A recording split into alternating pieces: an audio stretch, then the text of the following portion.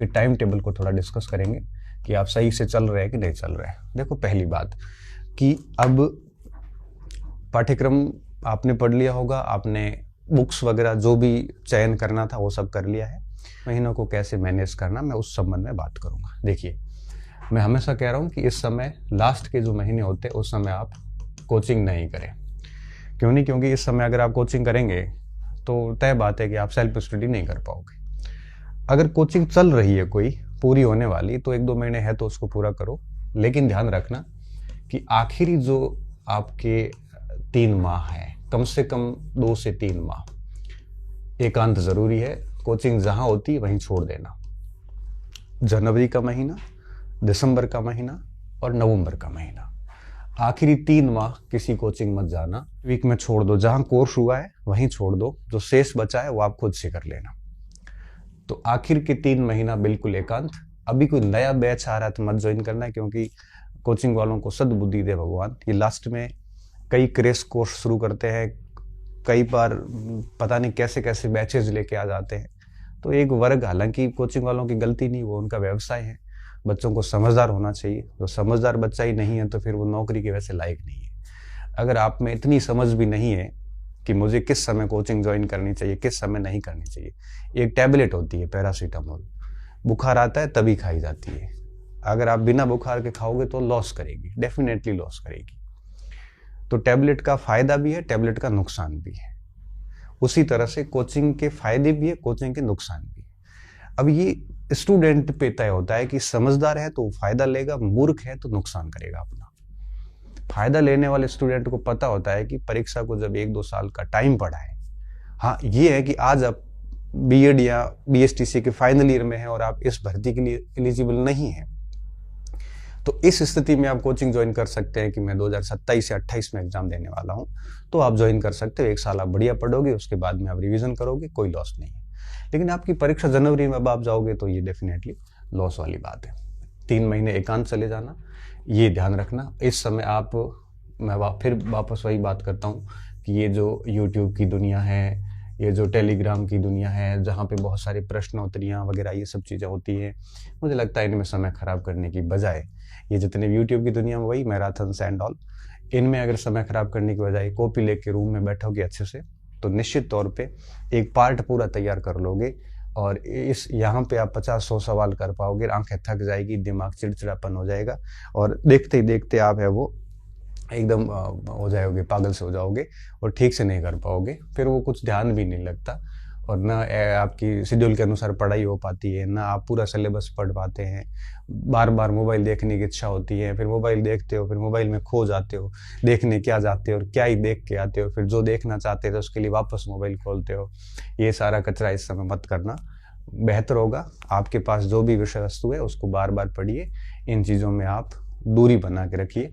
हाँ ठीक है, ऑनलाइन में कोई आपको एक आधा चैप्टर अभी समझ में नहीं आया हुआ है तो आप है वो देखना चाहते हैं कहीं से, तो ठीक है, थोड़ा सेलेक्टिव आप देख सकते हो। लेकिन मुझे लगता है कि ऑल टाइम ऑनलाइन का जो मैटर है ये आपको डेफिनेटली नुकसान करेगा। इसके अलावा तो इन सब से बचें। इसके अलावा अपनी जो सामग्री है, वो जो आपने सामग्री चयन किया था वही रखें। कृपया करके इस समय सामग्री न बदलें और बहुत लिमिटेड सामग्री रखें। एक पार्ट के लिए एक रखें। आज भी अगर आपके पास में एक पार्ट के 2-2, 3-4 विषय वस्तु है तो आज ही सेलेक्ट करके कह दें कि भाई मैं प्रबंधन के लिए ये पढ़ूंगा, भूगोल के लिए ये पढ़ूंगा, इतिहास के लिए ये पढ़ूंगा, मैनेजमेंट के लिए ये करूंगा, इसके लिए वो, उसके लिए एक फिक्स कर दो, आज ही कर दो। अगर आपके पास आज भी अधिक है तो एटलीस्ट अभी भी उसको छंटनी करके और लिमिटेड कर दो, क्योंकि लिमिटेड सामग्री नहीं होगी तो आप कंफ्यूज रहेंगे कि ये पढ़ूं कि ये पढ़ूं, तो न तो उसका प्रॉपर रिवीजन कर पाओगे और न ही उसको आप समेट पाओगे लास्ट में। इसलिए आज ही सामग्री को लिमिटेड कर दें और सामग्री चयन आपका पहले से हो रखा है, अभी कोई नई सामग्री घर पे ना लाएं।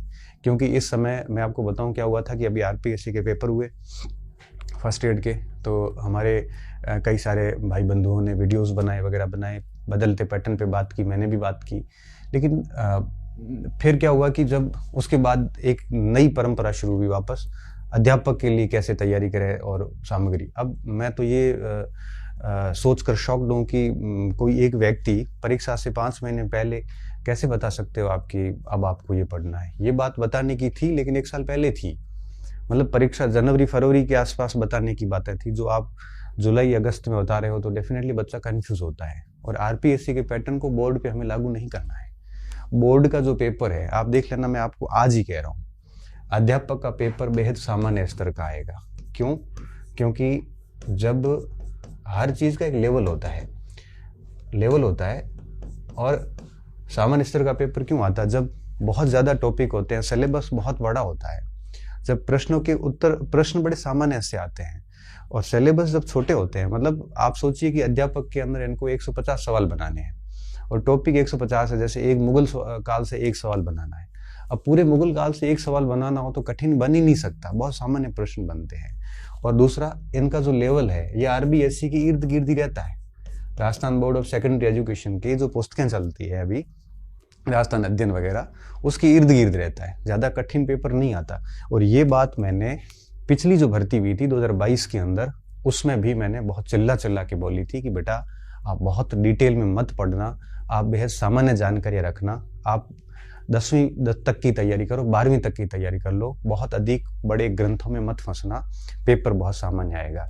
और जैसे ही परीक्षा हुई तो बच्चों ने इस बात का एहसास किया कि L1 का पेपर वाकई में सिंपल था, L2 का भी अच्छा था, थोड़ा सामाजिक कठिन था, तो सामाजिक 11वीं 12वीं के लेवल का था, वो आएगा, लेकिन था सारा आरबीएससी के इर्द गिर्द, बहुत अधिक चेंजेस नहीं थे। इसलिए कह रहा हूँ कि सामान्य स्तर के पेपर आते हैं, आरबीएससी लेवल के आते हैं। तो जो भी आप अपनी सामग्री पढ़ रहे हैं, चाहे किसी कोचिंग से आपने कोचिंग के नोट्स पढ़ रहे हैं तो उसको बढ़िया पढ़िए, आपके पास में कोई गाइड्स वगैरह है, बहुत सारी गाइड्स मार्केट में है, जो वो पढ़ रहे हो तो उसको आप बार बार वही पढ़ते रहिए।